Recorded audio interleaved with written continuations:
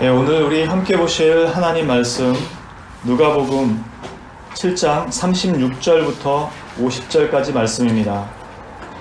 신약성경 102페이지 누가복음 7장 36절부터 50절까지 말씀입니다. 다 찾으신 줄로 알고 제가 봉독하도록 하겠습니다. 한 바리새인이 예수께 자기와 함께 잡수시기를 청하니 이에 바리새인의 집에 들어가 앉으셨을 때 그 동네에 죄를 지은 한 여자가 있어 예수께서 바리새인의 집에 앉아 계심을 알고 향유 담은 옥합을 가지고 와서 예수의 뒤로 그 발 곁에 서서 울며 눈물로 그 발을 적시고 자기 머리털로 닦고 그 발에 입 맞추고 향유를 부으니 예수를 청한 바리새인이 그것을 보고 마음에 이르되 이 사람이 만일 선지자라면 자기를 만지는 이 여자가 누구며 어떠한 자 곧 죄인인 줄을 알았으리라 하거늘 예수께서 대답하여 이르시되 시몬아 내가 네게 이를 말이 있다 하시니 그가 이르되 선생님 말씀하소서. 이르시되 빚 주는 사람에게 빚진 자가 둘이 있어 하나는 500데나리온을 졌고 하나는 50데나리온을 졌는데 갚을 것이 없으므로 둘 다 탕감하여 주었으니 둘 중에 누가 그를 더 사랑하겠느냐. 시몬이 대답하여 이르되 내 생각에는 많이 탕감을 받은 자니이다. 이르시되 네 판단이 옳다 하시고 그 여자를 돌아보시며 시몬에게 이르시되 이 여자를 보느냐. 내가 네 집에 들어올 때 너는 내게 발 씻을 물도 주지 아니하였을 때 이 여자는 눈물로 내 발을 적시고 그 머리털로 닦았으며 너는 내게 입 맞추지 아니하였을 때 그는 내가 들어올 때로부터 내 발에 입 맞추기를 그치지 아니하였으며 너는 내 머리에 감람유도 붓지 아니하였을 때 그는 향유를 내 발에 부었느니라. 이러므로 내가 네게 말하노니 그의 많은 죄가 사하여졌도다. 이는 그의 사랑함이 많음이라. 사함을 받는 일이 적은 자는 적게 사랑하느니라. 이에 여자에게 이르시되 네 죄 사함을 받았느니라 하시니 함께 앉아있는 자들이 속으로 말하되 이가 누구이기에 죄도 사하는가 하더라. 예수께서 여자에게 이르시되 네 믿음이 너를 구원하였으니 평안히 가라 하시니라. 아멘. 오늘 말씀은 성경에서 자주 언급되는 매우 유명한 이야기 중에 하나죠. 한 바리새인이 예수님을 자신의 집에 초대해서 식사를 대접합니다. 그때 그 동네에서 죄를 지은 한 여자가 찾아와서 예수님의 발치에서 눈물로 발을 닦아드리고 비싼 향유를 붓습니다. 바리새인 시몬이 예수님을 청한 것은 그분이 남들과 다른 부분이 있다고 여겨졌기 때문일 것입니다.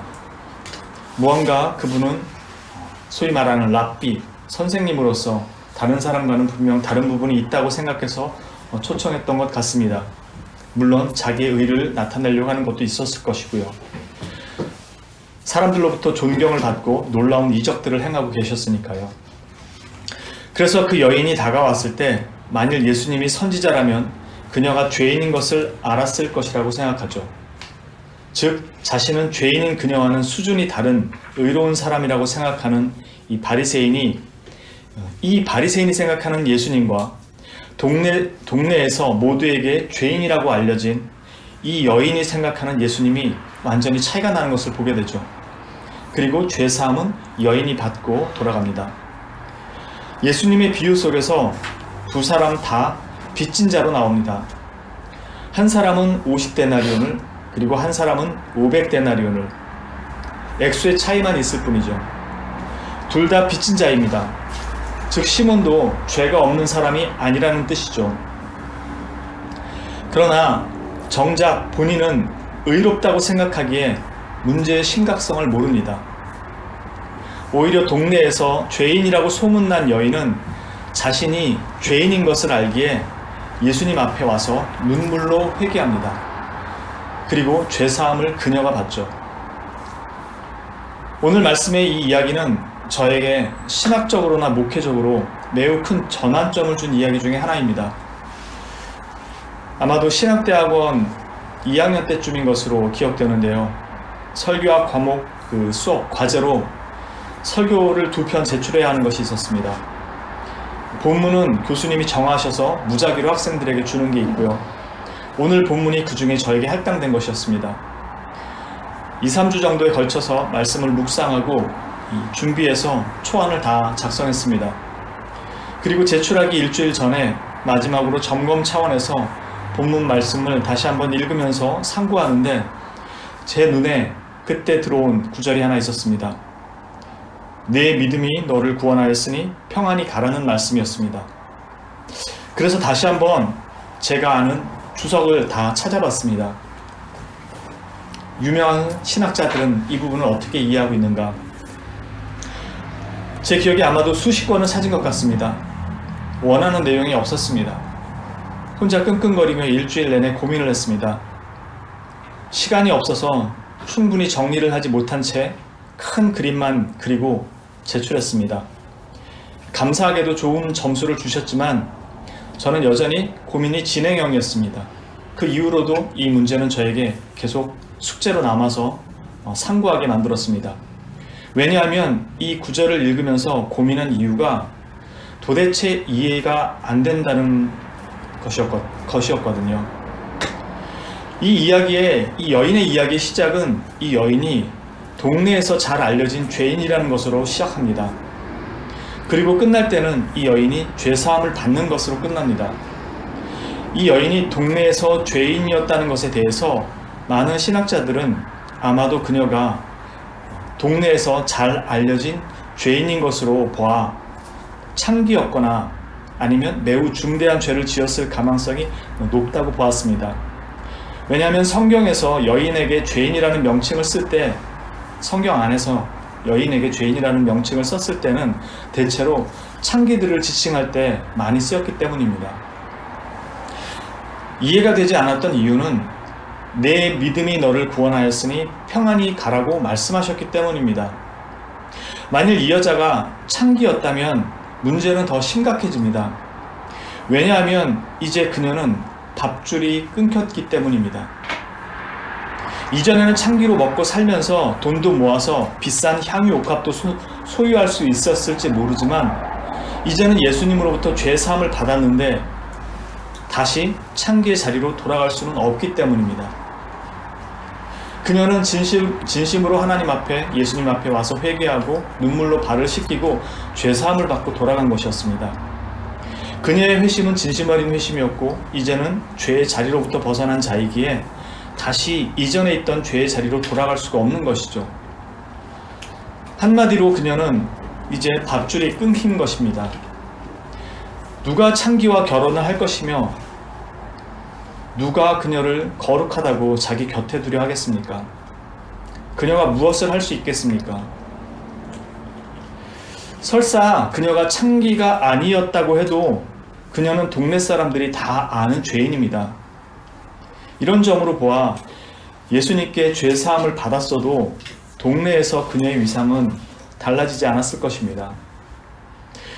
오늘날도 아닌 그 시대에 죄인으로 낙인 찍힌 여자라면 더욱 그랬을 것입니다. 그렇다면 그녀가 할 수 있는 것은 어쩌면 거의 없었을지도 모릅니다. 여러분 생각에는 어떠세요? 지난 과거를 다 덮었다고 주님께서 용서해 주셨다고 해도 새로운 삶이 그렇게 간단할까요?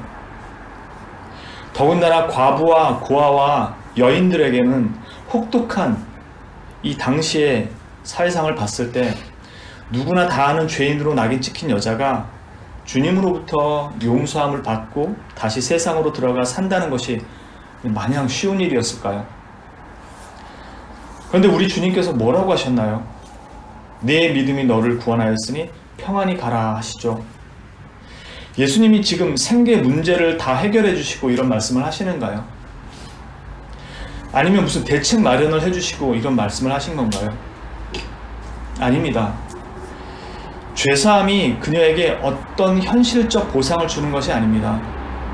오히려 어떤 면에서는 더 막막한 현실로 내몰린 것입니다. 주님의 은혜를 받은 사람이 오히려 세속적인 관점에서 봤을 때는 훨씬 더 막막한 현실로 내몰린 것입니다.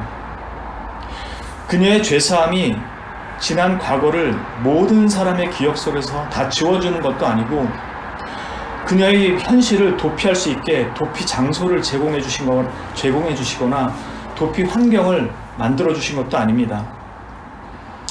오히려 내몰린 현실은 이제 더 막막한 삶의 현장이 되어버렸습니다.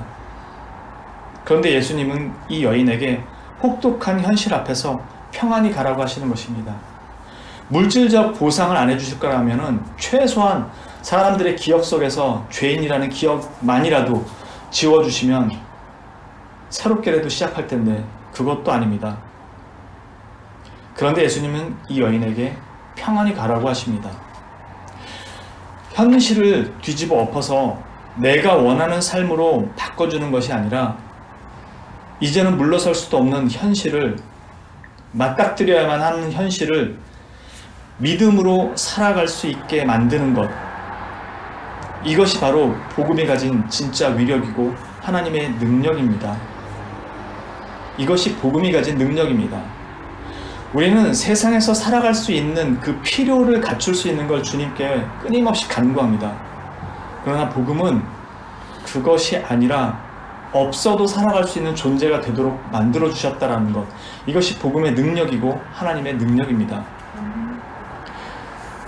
그러나 우리는 사도 바울의 말처럼 우리가 바뀌는 것이 아니라 현실이 바뀌는 것을 복음의 능력으로 이해하려고 합니다. 그렇게 믿고 싶어 합니다. 십자가는 내가 그리스도와 함께 죽고 다시 살아서 바뀌게 되는, 내가 바뀌게 되는 하나님의 능력입니다. 십자가를 차에 걸고 있으면 교통사고가 안 나는 것도 아니고 집에 두면 악귀가 못 들어오는 것도 아닙니다. 만약 그렇게 생각한다면 이건 주술이죠. 여러분은 이전에 제가 설교했던 내용 중에 제일 첫날 우리 교회가 처음으로 개척하면서 첫 예배를 드렸을 때 드렸던 이 세례 요한에 관한 것을 기억하실지 모르겠습니다. 세례 요한은 예수님이 이 땅에 하나님의 나라를 가지고 오실 분으로 믿었습니다. 그러나 그는 예수님이 가지고 오는 하나님의 나라는 불과 성령으로 임할 심판의 나라일 것으로 생각했죠. 바로 이런 점에서 우리가 세례 요한보다 크다고 하신 이유입니다. 세례 요한이 깨닫지 못했던 하나님 나라의 도래의 그 의미를 신약의 백성들은 그리스도 안에서 볼 수 있게 된 것입니다. 선지자와 율법은 요한의 때까지기에 그들이 보고 싶어도 볼 수 없었던 그 복음의 실체를 우리는 우리 안에 가지고 있습니다. 구약의 믿음의 선진들이 믿음으로 증거를 받았지만 약속된 그것을 받지 못한 것과 달리 우리는 이 약속을 받았습니다. 그런데 이 약속을 받은 자의 관점이 여전히 세례 요한이 하나님 나라가 도래한다면 이럴 것이라고 생각했던 그 관점과 같다면 안 되겠죠. 세상을 힘으로 제압하고, 다시 말해서 기독교 학교가 많이 생기고 믿는 자가 많이 생기면 안 믿는 자들을 다 물리치고 우리가 원하는 세상으로 바꿔놓거나 뒤집어 놓을 수 있을 것이라는, 세상을 힘으로 제압하고 우리의 상황을 우리가 원하는 것들로 다 바꿔놓을 분으로 기대하고 있다면, 예수님이 그런 분이라고 생각한다면 그것은 성경에서 말씀하고 있는 메시아를 기다리는 것이 아니라 내가 원하고 내가 만들어낸 메시아를 기다리는 것일지도 모릅니다. 모세가 수건을 덮어쓴 이유를, 그 얼굴에서 광채가 나서 그 수건을 덮어쓴 이유를 여전히 깨닫지 못한 채 모세의 얼굴에서 나는 광채만 바라보고 있으면 안 되는 것이죠. 예수 그리스도의 오심과 그분으로 말미암는 죄사함의 영광과 권세가 우리에게 무엇을 의미하는지, 우리를 어디로 데려가고자 하는지 바라보지는 못한 채 이 땅 위의 삶에만 모든 관심을 두고 신앙을 그것을 위해서 사용하는 사람들처럼 살고 있다면 그건 세례 요한보다 큰 자라는 그 의미를 잘 모르고 있다는 뜻일 겁니다. 주님이 말씀하신 이 평안히 가라는 말씀은 그냥 인생 자체가 믿음을 가지고 살면 순탄하거나 아무 걱정 없는 삶이 될 것이라는 것을 의미하지 않습니다. 이미 누가복음 시작할 때 1장 사가랴의 노래에서 전해드렸듯이 구원은 죄로부터의 구원이고 평안은 구원 이후에 오는 것입니다. 사가랴가 세례 요한을 통해 죄사함으로 말미암는 구원을 알게 하고 우리 발을 평강의 길로 인도하시리라고 말한 것은 바로 이 죄로부터의 평강임을 먼저 가리키고 있다는 것을 말씀드렸었습니다. 즉 성경에서 말하는 평안이라는 것은 우리가 죄로부터 노임을 받는 그 평안을 말한다는 것이었습니다. 물론 육체적 평안도 포함이 됩니다. 그러나 죄로부터의 노임의 평안이 없는 육체적 평강은 참된 평강이 아니죠. 그거는 돈이나 다른 것들로 채우는 평강일 뿐이죠. 그러나 그것들은 그것보다 더 큰 세상의 힘이 그것을 가져가 버리면 다 잃어버립니다. 그러나 주님이 주신 평강은 그분보다 더 큰 것이 없기에 세상이 그것을 앗아갈 수가 없는 것입니다. 그래서 그리스도 안에서 참 평강을 누리는 것이고요. 이 죄인인 여인에게, 아니 우리에게 네 믿음이 너를 구원하였으니 평안히 가라는 이 말씀은 이제 너의 삶, 너의 모든 인생은 죄의 자리에서 떠나 하나님의 백성이 살아가는 길로 인도함을 받게 될 것이라는 하나님의 절대적인 선언이기 때문에 평안이 선포될 수 있는 것입니다. 이 평안이라는 것이 그래서 선포될 수 있는 것입니다. 내가 결코 너를 죄의 자리에서 나뒹굴게 그냥 두지 않겠다는 하나님의 아주 강력한 의지의 선언입니다. 내가 내 아들을 죽여서 널 살렸는데 다시 그 자리에 내가 두겠느냐 라는 무서운 선언이면서도 변개되지 않는 하나님의 은혜의 약속입니다. 그래서 우리와 어떤 면에서는 하나님께서 타협하지 않으시는 겁니다.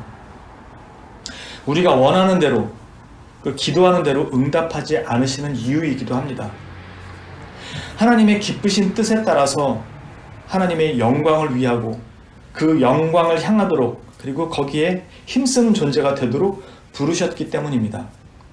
그리고 그 영광은 세상이 행하는 방식으로 취하지 않겠다는 것이 하나님의 선언입니다.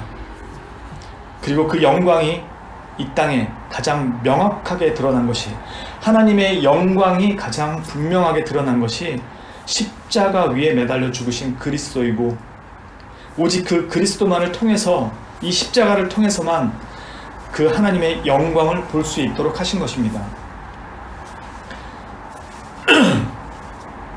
삶의 환경을 바꾸는 것이 아니라 하나님은 우리를 변화시켜서 삶을 바꾸시겠다는 것입니다. 네 삶을, 이전에 죄에 찌들었던 네 삶을 바꿔놓겠다는 것입니다.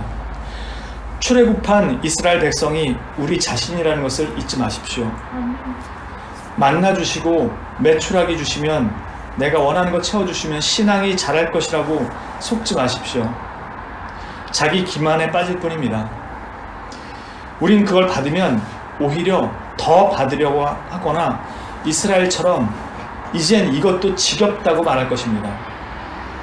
오히려 여러분을 십자가에 붙들어 매는 그 현실을 주신 것을 감사해 하실 수 있기를 바랍니다.